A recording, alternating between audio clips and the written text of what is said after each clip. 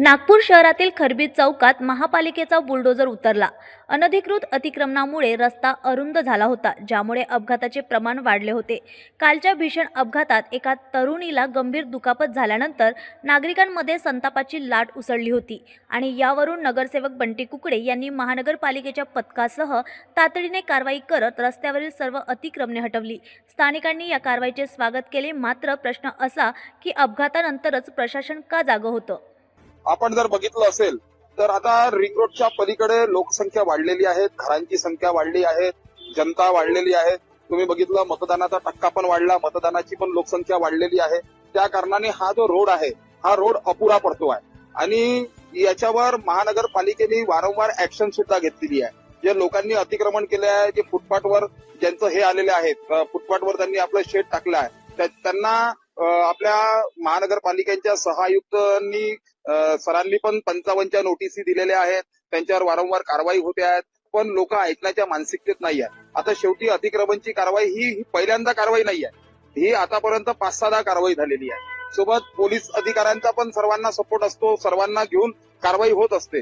आता याच्यामध्ये फक्त एक नगरसेवक म्हणून का बा हे फक्त महानगरपालिकेचं किंवा पोलिसांचंच कर्तव्य नाही आहे की त्यांनी वारंवार दुकानं पाडले पाहिजेत किंवा अतिक्रमणची कारवाई केली पाहिजे। हे लोकांचं सुद्धा कर्तव्य आहे किंवा मला जेवढी जागा दिलेली आहे, फुटपाथची जागा सोडून मी माझा बिझनेस केला पाहिजे।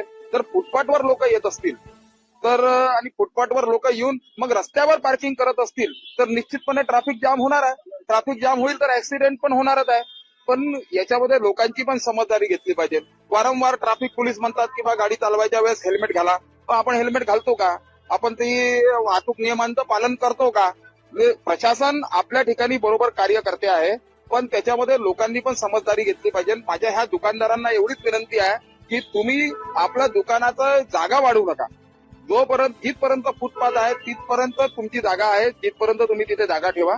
फुटपाथ हा लोकांना चालायसाठी महानगरपालिकेने बनवलेला आहे की जेणेकरून रस्त्यावर लोकांना चालायला अडचण व्हायला नाही पाहिजे। याच्यासाठी ही पादचारी, आपण ज्याला म्हणतो मराठीमध्ये पादचारी, इंग्लिशमध्ये फुटपाथ, या फुटपाथवर अतिक्रमण ह्या दुकानदारांनी केलेलं आहे। आता त्याच्यावर 4दा कारवाई केली आहे। आता निश्चित आमचे कोळी साहेब पण आहेत, सहायुक्त साहेब पण आहे। आता आम्ही निर्णय घेतला आहे की याच्यानंतर जर अतिक्रमण वाढवलं तर त्याच्यावर क्रिमिनल ऍक्ट नुसार गुन्हा दाखल करण्यात येईल आणि त्यांना मग जे आहे कोर्टामध्ये किंवा जेलमध्ये पाठवण्यात येईल।